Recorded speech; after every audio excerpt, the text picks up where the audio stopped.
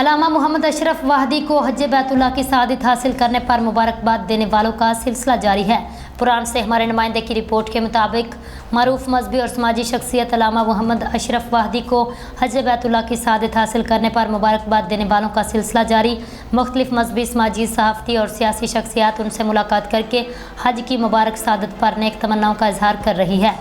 گزشتہ روز معروف کالم نگار صدر اتفاق پریس کلب کھاریاں ڈاکٹر تصور حسین مرزا نے علامہ محمد اشرف واحدی سے ملاقات کی، انہیں فریضہ حج کی ادائیگی پر دلی مبارکباد پیش کی۔ اس موقع پر انہوں نے کہا، حج بیت اللہ ہر مسلمان کی زندگی کی عظیم ترین سعادت ہے۔ اللہ تعالیٰ اپنے خاص بندوں کو اپنے گھر کی حاضری نصیب فرماتا ہے۔ ڈاکٹر تصور حسین مرزا نے دعا کی، اللہ تعالیٰ علامہ محمد اشرف واحدی کا حج اپنی بارگاہ میں قبول فرمائے، انہیں صحت و تندرستی اور دین اسلام کی مزید خدمت کرنے کی توفیق عطا فرمائے۔